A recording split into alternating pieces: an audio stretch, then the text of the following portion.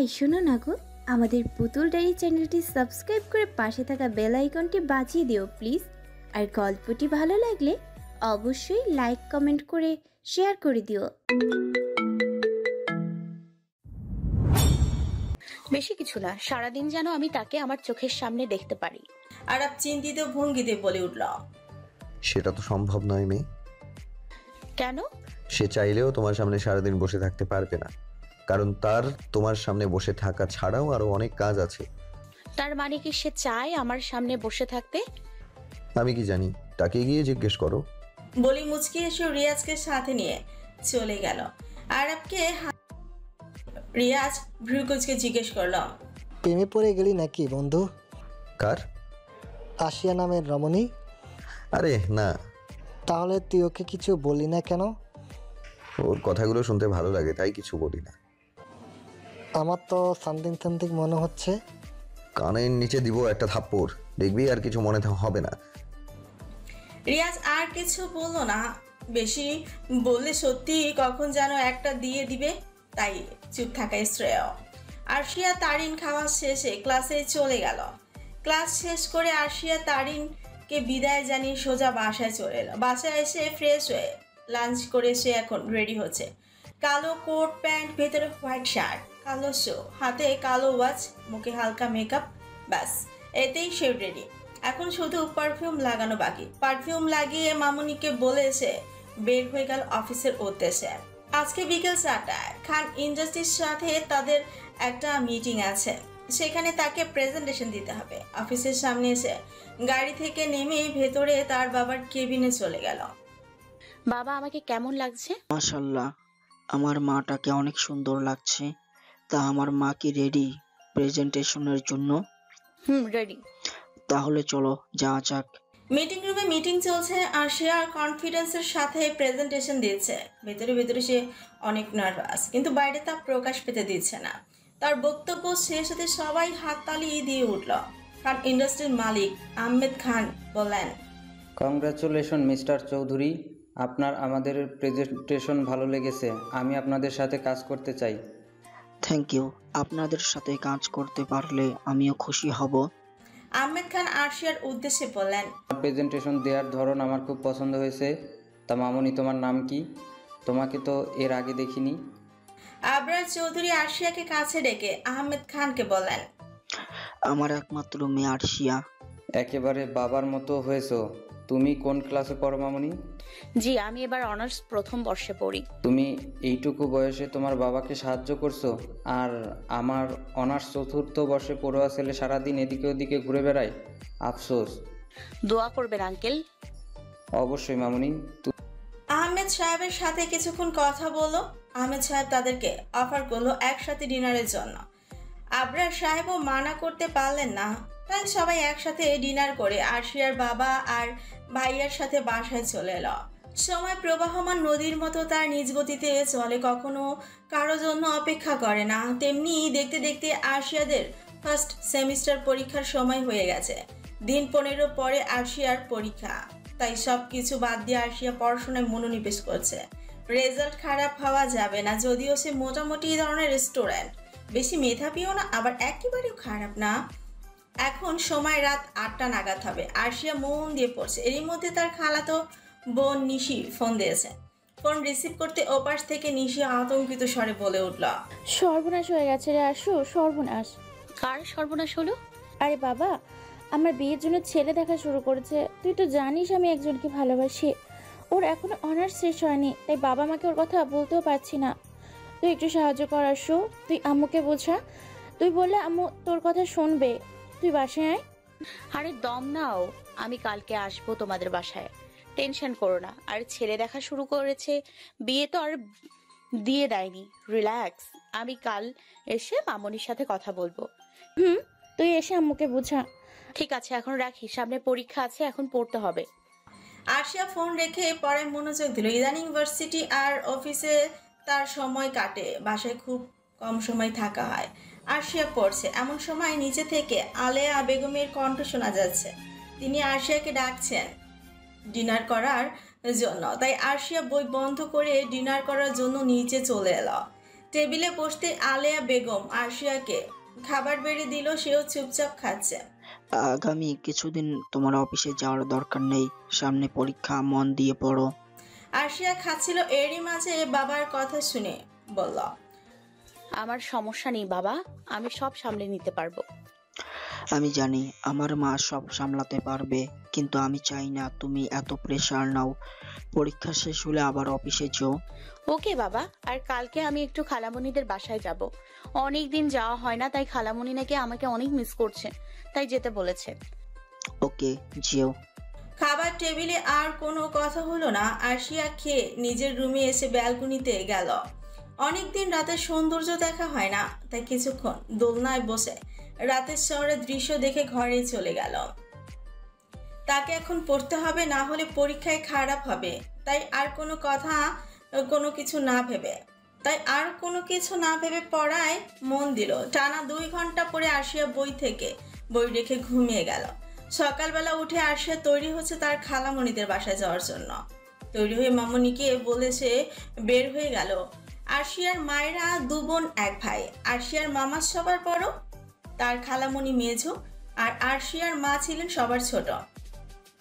আরশিয়ার মামারা 3 ছেলে মেয়ে, বড় ছেলে মাহির, মেজো মেয়ে মৌন আর ছোট মেয়ে মিলে। আরশিয়ার খালামণির 2 ছেলে মেয়ে নাবিল আর নিশি। কলিং বেল বাজিয়ে আরশিয়া দাঁড়িয়ে আছে তার খালামণিদের বাসার দরজার সামনে। নিশি দরজা খুলে আরশিয়াকে জড়িয়ে ধরেই বলে উঠল, আসো বোন, তুই এসে গেছিস, এবার বাঁচা আমায়। আরে চিল বনু, আরশিয়া থাকতে এত টেনশন কিসের?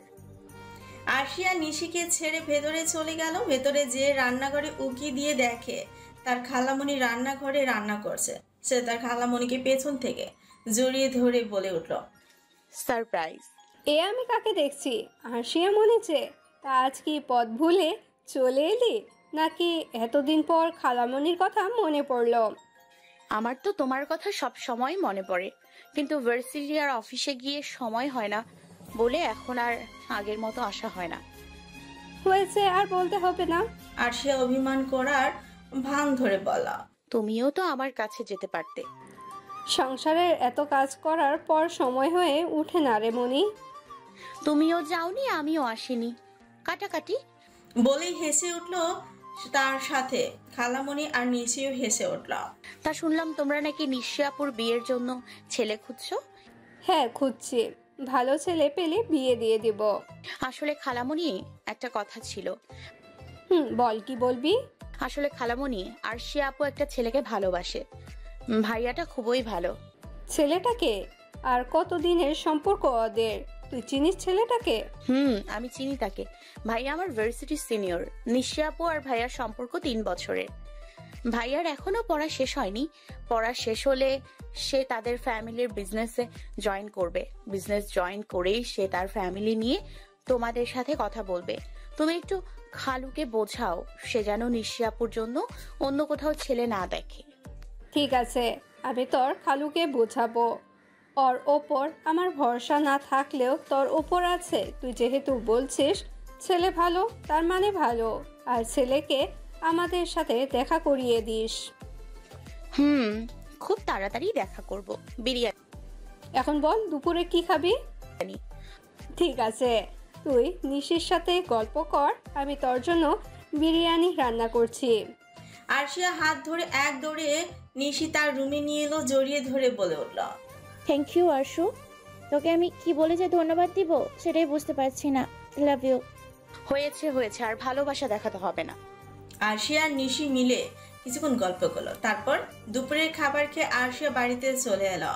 আরশিয়ার খালামণি অনেক রিকোয়েস্ট করেছিলেন ওকে থাকার জন্য, কিন্তু ও থাকেনি, বলেছে পরীক্ষা শেষ হলে যে থাকবে। বাড়িতে এসে আরশিয়া কিছুক্ষণ বিশ্রাম নিয়ে পড়তে বসে গেল। দেখতে দেখতে আরশিয়ার পরীক্ষাও শুরু হয়ে গেছে। আরশিয়া খুব মনোযোগী ছাত্রীদের মতো পড়াশোনা করছে এবং পরীক্ষাগুলো ভালোই দিচ্ছে। পরীক্ষা প্রায় শেষের দিকে, আর মাত্র 2টো পরীক্ষা বাকি। আরশিয়া পরীক্ষার মধ্যে আরবকে তেমন জ্বালায়নি বলতে একেবারে জ্বালায়নি তেমন না। এই তো কিছুদিন আগে আরশিয়া পরীক্ষা দিয়ে বের হয়ে আরবকে অনেক খুঁজলো, কিন্তু পেল না। তাই মন খারাপ করে বাসায় চলে গেল। বাসায় যে মামনি রুষা ওদের সাথে কিছুক্ষণ গল্প করে আরুষের সাথে খেলাও করলো, তাও তার মনে শান্তি মিলছে না। আসিয়া ঘরে গিয়ে অনেকক্ষণ পায়চারিও করলো, নিজেকে শান্ত করার জন্য নিজের মনকে বোঝালো আজকে দেখা হয়নি তো কি হয়েছে, কালকে দেখা হবে। কিন্তু মন বুঝলে তো, তার মন বলছে এখন যে করেই হোক তার আরাবকে দেখতে হবে। নিজের মনে শান্তির জন্য হলেও আরাবকে তার এই মুহূর্তে চাই আর বেশি কিছু না ভেবে নিচে গিয়ে ড্রাইভারের কাছ থেকে চাবি নিয়ে একা একাই বেরিয়ে গেল। রাস্তায় যেতে যেতে রিয়াজকে ফোন করে জেনে নিল আরাব তার বাসায় আছে। আরবের বাসার অ্যাড্রেস জেনে নিয়ে রিয়াজের কল কেটে দিল। আরবের বাসার মোড়ের মাথায় গিয়ে আরাবকে কল দিল। দুইবারের মাথায় আরাব ঘুম ঘুম কণ্ঠে বলে উঠল, হ্যালো, কে? 5 মিনিটের মধ্যে আপনাদের বাসার মোড়ে আসুন, অপেক্ষা করছি। মানে টানি কিছু জানি না, 5 মিনিট আছে আপনার হাতে। হয় 5 মিনিটের মধ্যে আপনি আসবেন, না হয় আমি আপনার বাসায় আসব। আরাব ফোন কানে নিয়ে বসে আছে। অপর পাশ থেকে আরশিয়া ফোন কেটে দিয়েছে।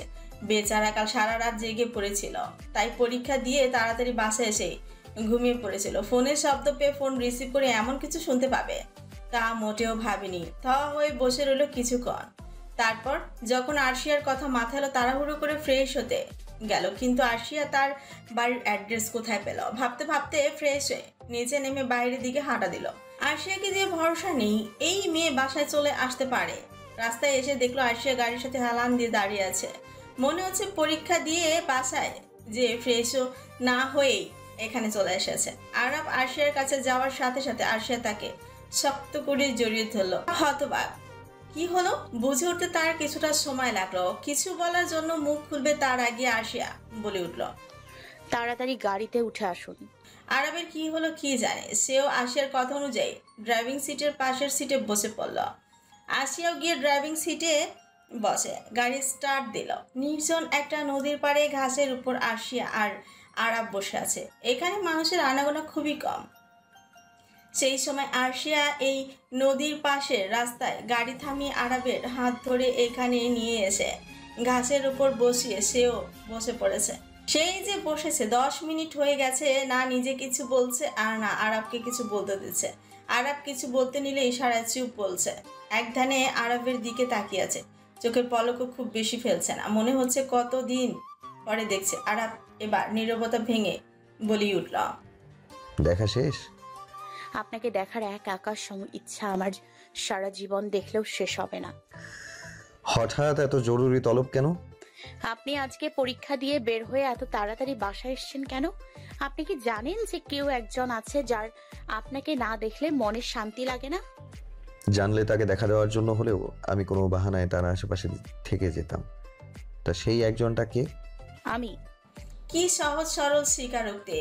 আরব ভাবতে পারেনি আর সে এত সহজে স্বীকার করে নিবে। আরব ভেবেছিল আরশি হয়তো কথা বলবে বা অন্য কিছু বলবে। এখন ওঠো, তোমাকে দেখে মনে হচ্ছে তুমি বাসায় গিয়ে ফ্রেশ না হয়েই চলে এসেছো। বাসায় যাও। আর একটু থাকি না? কোনো বাহানা না, চুপচাপ বাসায় যেয়ে খেয়ে ঘুম দাও। কে চলুন, আপনাকে বাসায় নামিয়ে দিয়ে আমি বাসায় যাব। আরব গাড়িতে উঠে বসতেই আরশিয়া ড্রাইভিং সিটে বসে গাড়ি স্টার্ট দিল। গাড়িতে কেউ কারোর সাথে কথা বলেনি। আরশিয়া কবার আর চোখে আরবের দিকে তাকিয়েছিল। আরবের বাড়ির সামনে গাড়ি থামাতে আরব নেমে গেল। সাবধানে যাবে আর আমার কথা মতো বাসায় যেয়ে খেয়ে ঘুম দেবে। আরশিয়া মাথা নেড়ে হ্যাঁ বোঝালো যে সে আরবের কথা শুনবে। আরব ইশারায় আরশিয়াকে গাড়ি ঘুরিয়ে বাসায় যেতে বলল। আরশিয়া ভদ্র মেয়ের মতন বাড়ি চলে এলো। বাড়িতে ঢুকতে মামুনির প্রশ্নের সম্মুখীন হতে হলো। কোথায় গিয়েছিলি? একটা কাজ ছিল। তাড়াতাড়ি ফ্রেশ হয়ে খেতে আয়, বেলা তো কম হলো না। আসছি বলে আরশিয়া নিজের রুমে চলে গেল। ফ্রেশ হয়ে এসে খেয়ে আরশিয়া ঘুমিয়ে গেল। আজকে আরশিয়াদের পরীক্ষার শেষ। সে আর তারিন মিলে প্ল্যান করেছে আজকে পরীক্ষা শেষে দুই বান্ধবী ঘোরাঘুরি করবে। আরশিয়া আর তারিন পরীক্ষা দিয়ে বের হয়ে মাঠে আসতেই দেখা হয় আরব আর রিয়াজের সাথে। রিয়াজ আরশিয়াকে দেখে হেসে জিজ্ঞেস করলো, কেমন আছো ছোট আপু? আলহামদুলিল্লাহ, ভালো। আপনি? আমিও আলহামদুলিল্লাহ ভালো আছি। তা পরীক্ষা কেমন হলো? আলহামদুলিল্লাহ ভালো। আপনাদের পরীক্ষা কেমন হয়েছে? আমাদেরও ভালো হয়েছে। আপনার পরীক্ষা কেমন হয়েছে? আলহামদুলিল্লাহ ভালো। আজকে তো শেষ পরীক্ষা, কোথাও ঘুরতে যাবে নাকি? আমি আর তারিন ঘুরতে যাব। এর মাঝে রিয়াজ বলে উঠল, আর তা আমাদের নিবে না? আপনারা যেতে চাইলে অবশ্যই নিব। তাহলে চল আমরা আজকে 4 জনে মিলে ঘুরতে যাই। পরীক্ষার চক্রে অনেকদিন ঘোরা হয় না। আরশিয়া, আরাব, তারিন, রিয়াজ মিলে কিছুক্ষণ ঘোরাঘুরি করে হাঁপিয়ে গিয়েছে। ঘুরতে ঘুরতে সবারই ক্ষুধা পেয়েছে, তাই সবাই একসাথে লাঞ্চ করে আরো কিছুক্ষণ ঘোরাঘুরি করে যে যার বাসায় চলে গেল। ভার্সিটি অডিটোরিয়ামে বসন্ত উৎসবের আয়োজন চলছে। একটু আগে আরশিয়াদের ক্লাসে গিয়ে সিনিয়ররা বলে এসেছে যারা গান বা নাচে নাম দিতে ইচ্ছুক তারা যেন অডিটোরিয়ামে এসে সিনিয়রদের সাথে যোগাযোগ করে। এটা শোনার পর থেকে তারিন আরশিয়ার কানের পাশে ঘ্যান ঘ্যান করছে যেন আরশিয়া নাচে নাম দেয়। আরশিয়া বারবার তাকে বলছে সে নাম দিবে না, তাও তারিন শুনছে না, রীতিমতো তাকে ব্ল্যাকমেল করছে। আমি তো তোর কেউ না, আমার কথা কেন শুনবি? দেখ দোস্ত, আমি অনেক দিন নাচের অনুশীলন করি না, আমি পারবো না, প্লিজ জোর করিস না। আমি জানি তুই পারবি, আমি তোর নাম দিয়ে আসছি, এরপর তুই কি করবি আমি জানি না। তারিন আরশিয়ার কথা না শুনে সিনিয়রদের কাছে নাম দিতে চলে গেল। কিছুক্ষণ পর আরশিয়ার কাছে এসে বসে পড়ল। আরশিয়ার নাম ডাকতে তারিন তাকে খোঁচাচ্ছে যাওয়ার জন্য। আরশিয়াও আর কোনো উপায় না পেয়ে উঠে গেল। তাকে বসন্ত এসে গেছে গানটিতে নাচার জন্য বলা হয়েছে। গানটি বক্সে চালানো হয়েছে, আরশিয়াও তার সাথে তাল মেলাচ্ছে। আরবের আজ অনেক কাজ, বিপি বলে কথা। সে অডিটোরিয়ামে এসেছিল কিছু কাজের জন্য, এইখানে এসে তো পুরোই অবাক, এই মেয়ে নাচতেও পারে। সে যেন আরশিয়ার নাচ দেখে কিছুক্ষণের জন্য মুগ্ধ হয়ে গিয়েছিল। পাশে থেকে রিয়াজ তাকে ধাক্কা দিতে সে তার চেতনা ফিরে পেল।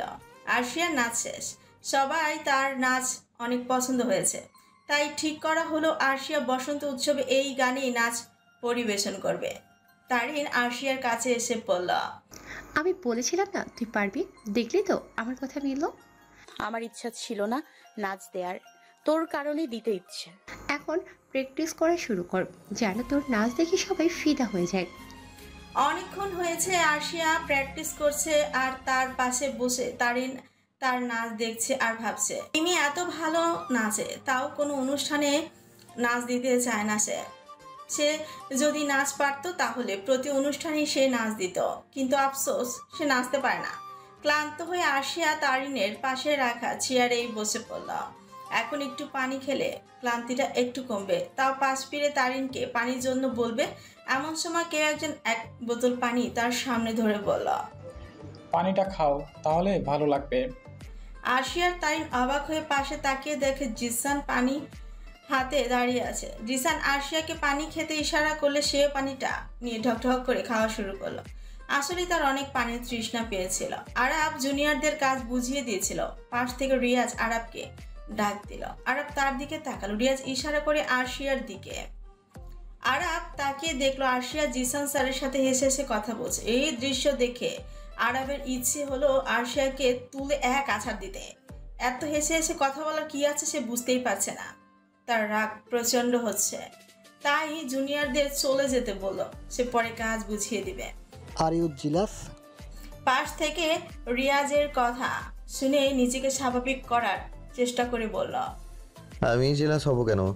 ও কারোর সাথে হেসে হেসে কথা বলুক, না হয় করে বসে কথা বলুক, তাতে আমার কি? Are you sure? আমি জানি না, তুই আমার চোখের সামনে থেকে যা। আরশিয়া পড়েছে মহা জ্বালায়, না কিছু বলতে পারছে না, তাই অনিচ্ছা সত্ত্বেও তাকে জিসানের সাথে হেসে হেসে কথা বলতে হচ্ছে। তাকে বাঁচাতেই যেন জিসানের ফোন কল এলো, তাই জিসান সেইখান থেকে উঠে পড়লো। আরশিয়া আর তারিন যেন হাঁপ ছেড়ে বাঁচল। কিছুক্ষণ রেস্ট নিয়ে আরশিয়া আবার প্র্যাকটিস শুরু করলো। বাড়িতে আসতেই আরশিয়ার বিকেল হয়ে গেল। ফ্রেশ হয়ে বিছানায় শুতেই সারাদিনের ক্লান্তিতে ঘুমিয়ে গেল। ঘুম থেকে উঠে নিচে গিয়ে দেখে রুষা আর মামুনি কি নিয়ে যেন আলোচনা করছে। তাকে দেখে কথা ঘুরিয়ে ফেলল। সে বুঝল, কিন্তু কিছু বলল না। তাদের কথা পাত্তা না দিয়ে সে আরশের সাথে খুনসুটিতে মেতে উঠল। কিছুক্ষণের মধ্যেই তার বাবা ও ভাইয়া চলে এলো। সবাই মিলে গল্প করে ডিনার করতে বসল। ডিনার টেবিলে হঠাৎ আলেয়া বেগম বলে উঠল, আরশিয়া, তুই আজকে তাড়াতাড়ি ঘুমিয়ে পড়িস। কেন?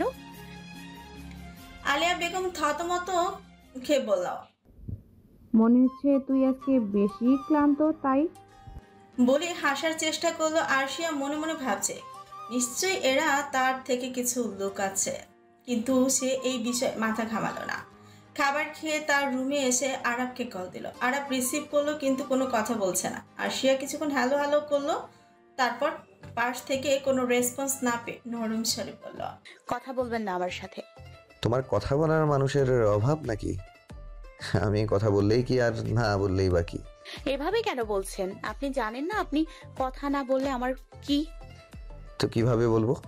তোমার কথা বলার মানুষের তো অভাব নেই। আমি আবার কার সাথে কথা বললাম? জিসান স্যারের সাথে যে হেসে হেসে কথা বলছিলে,